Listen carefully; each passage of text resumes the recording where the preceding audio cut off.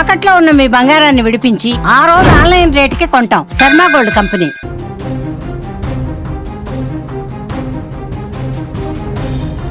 Karnataka police శాఖలో కలకలం రేగుతోంది. DGP ఆఫీసులో రాసలీలలు. ఆఫీసులో పనిచేస్తున్న మహిళతో డీజీపీ స్థాయి అధికారి అనుచితంగా ప్రవర్తించినట్లుగా తెలుస్తోంది.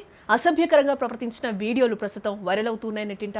రాసలీలల వ్యవహారంపై సీఎం సీరియస్ అయ్యారు. వీడియోలపై వివరణ ఇవ్వాలంటూ కూడా ఆదేశించారు.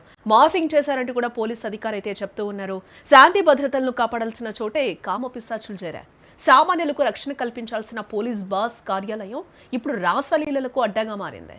కర్ణాటక డీజీపీ ఆఫీస్లో ఒక పోలీస్ అధికారి మహిళా ఉద్యోగినితో అసభ్యకరంగా ప్రవర్తించిన దృశ్యాలు ఇప్పుడు దేశవ్యాప్తంగా సంచలనం సృష్టిస్తున్నాయని కూడా ఇక్కడ మనం చెప్పుకోక తప్పదేమో.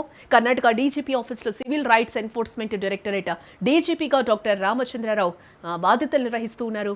అయితే అధికార గర్వంతో ఆయన హద్దులు మీరి ప్రవర్తించారని చెప్పుకోవచ్చు. ఇక్కడ ఆఫీస్లో పనిచేస్తున్న ఒక మహిళా ఉద్యోగినితో ఆయన అసభ్యంగా ప్రవర్తించిన దృశ్యాలు ప్రస్తుతం బయటకొచ్చాయి. ఆమె ఆఫీస్లో పనిచేస్తున్న సమయంలో రామచంద్రరావు ఆమెను అనుచితంగా తాకడం, ముద్దు పెట్టుకోవడం వంటివి కెమెరాకు చిక్కాయి.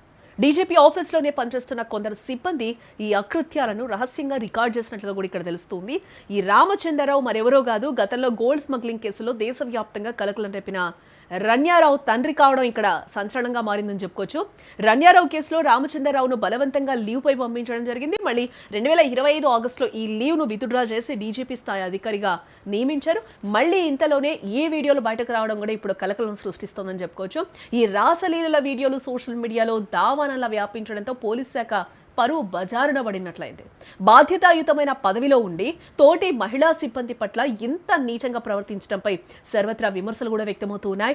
ఏ వ్యవహారం కర్ణాటకలో వేడి పుట్టిందని చెప్పుకోవచ్చు. డీజీపీ ఆఫీసులో జరిగిన ఈ ఘటనపై ముఖ్యమంత్రి సిద్ధరామయ్య తీవ్ర ఆగ్రహాన్ని వ్యక్తం చేశారు.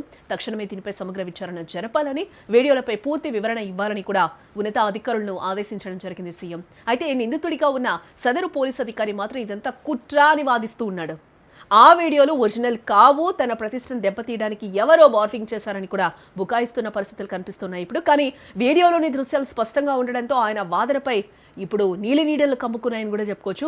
పోలీస్ శాఖలో పనిచేస్తున్న మహిళలకే రక్షణ లేకపోతే సామాన్య మహిళల పరిస్థితి ఏంటి అన్నది ఇప్పుడు $1 మిలియన్ ప్రశ్నగా కూడా వినిపిస్తోంది. ఈ రాసలీల వ్యవహారంపై ప్రభుత్వం కఠిన చర్యలు తీసుకోకపోతే వ్యవస్థపై ప్రజలకు నమ్మకం పోతుందని విశ్లేషకులు కూడా భావిస్తూ ఉన్నారు. ఈ అధికారి నిజంగానే మార్ఫింగ్ బారిన పడ్డారా, లేక తన అధికారాన్ని అడ్డం పెట్టుకుని ఈ అకృత్యాలకు పాల్పడ్డారా అన్నది విచారణలో తేలాల్సి ఉంది.